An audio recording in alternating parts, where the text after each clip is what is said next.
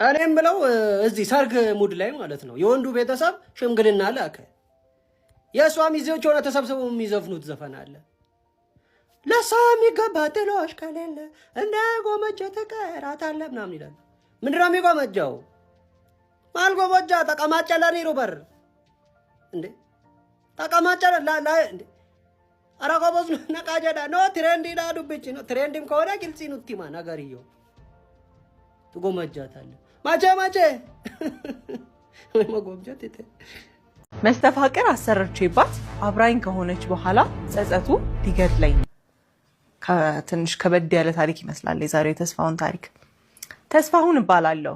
እጅግ ሰላማዊና የተረጋጋ ህይወት የመመራ ሰው ነበርኩ።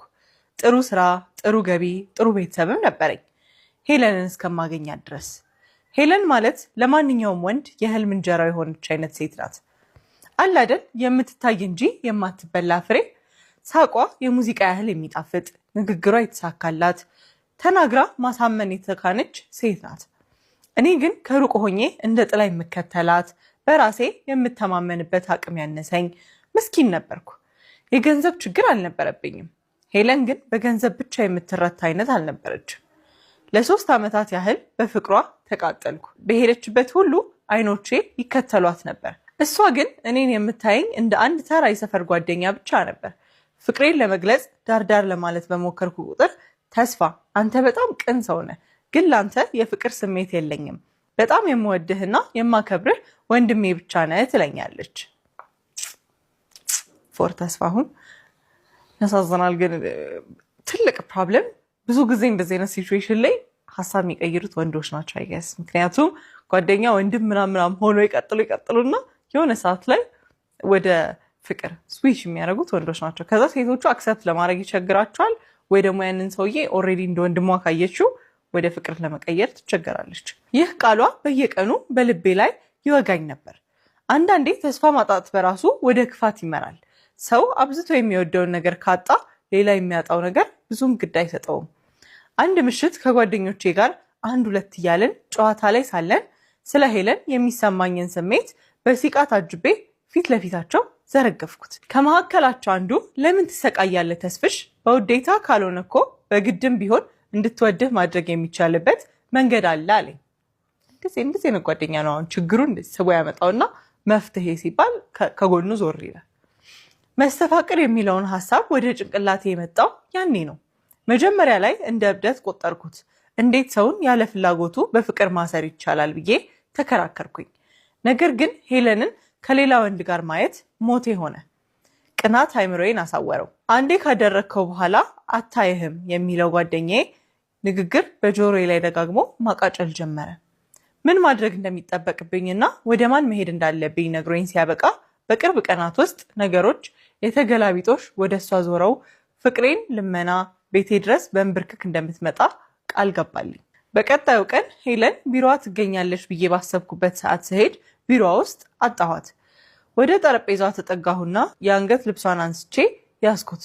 ከሄደችበት ስትመለስ በተቀጣጠርንበት ሰዓት ላለመገኘቷ ይቅርታ ጠይቃኝ ምሳ ለመብላት ተያይዘን ወጣን። ልቧ ምንም ክፉ ነገር ስላላሰበ ስካርፏን አንገቴ ላይ ማድረጌ ምንም ምቾት አልነሳትም ነበር። የኔም ሀሳብ አረሳስቼ በዛው ይዤው ከሄድኩ በኋላ የእሷን ለምፈልገው ዓላማ ተጠቅሜ ሳበቃ ሌላ ተመሳሳይ ገዝቼ ለመስጠት ወይም ለመተካት ነበር።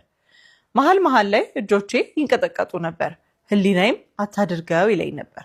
ነገር ግን የስሜቴ እሳት ከሞራል ግዴታዬ በላይ ሆነ። ምሳ ከበላም በኋላ ቢሮዋ ድረስ ሸኝቻት ስካርፏን ይዤ ጓደኛዬ ወደ ጠቆመኝ የጥንቆላ ቤት አመራው። ያቺን ስካርፍ ይዤ እዚያ ቦታ ላይ መገኘቴ ለዘላለም የነፍሴን ነፃነት መሸጥ ማለት መሆኑን በዚያ ቅጽበት አልተረዳሁትም ነበር። ቤቱ በጭሳጭስ የታፈነና ወጣት አዛውንቱ እየወደቀ እየተነሳ እየጮኸም ጭምር አምልኮ የሚፈጽምበት መንፈስ የሚረብሽ ቦታ ነበር። ማለት ደርሶ ራሱ ሪዚስት አድርጎ ያንን ነገር ማስደረግ መቻሉ በጣም የሚገርም ነገር ነው። እንደሚለን ከሆነ በጣም ኦድ ነው ኢንቫይሮንመንቱ። ጓደኛዬ የነገረኝ የሀገሩ ፈዋሽ ተብሎ የሚጠራውና የሚመለከውን ሰውዬ አይኖቼን ትኩር ብሎ ተመለከተኝ። ፍቅር ሳይሆን ታዛዥነት ነው የምትገዛው። አንተ ብልሃት የማታደርግልህ ምንም ነገር አይኖርም። ሙች ብትላት ትሞታለች፣ አስብበት አለኝ። እንዲህም ተብሎ ሊትራሊ ማስጠንቀቂያ ሆኖ እኮ የሰጡት። ፍቅር አንሰጥህም፣ ለአንተ ታዛዥ እንድትሆን ነው የምናደርጋት። ካላፈቀረችው ዋትስ ዘ ፖይንት? እኔ ግን በስሜት ታውሬ ነበርና የምትፈልገውን ውሰድ ብቻ እሷ የኔ ትሆን አልኩት። ያንን ስካርፍ ተቀበለኝና በሚያስፈራ ድምፅ ወደ ሰርጉ ናችሁ? አዎ ማለት ነው።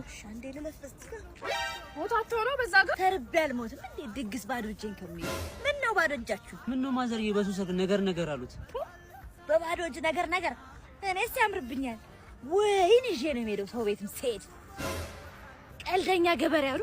በሌለኝ ገንዘብ የገዛሁትን ወይንማ ማንም ሳያይ ልገባ። ያቺ ቡጥናት ናት። እሰይ እንኳን ደስ ያለሽ እናቴ። እንኳን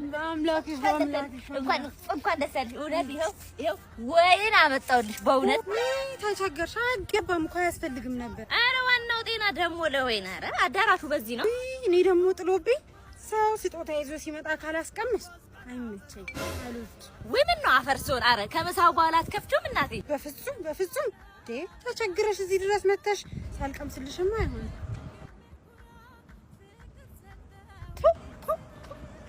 ፊልተር ጠላ? ምን ነው ፊልተር ጠላ? የምን ጠላ? ወራዳ አሮጊት። ድሮም ያንቺ ጸባይሽን ስለማቅ ነው ሲኔን ይዤ የመጣሁት። ውጪ ከዚህ ብያለሁ። ጠርሙሴን ስጪኝ።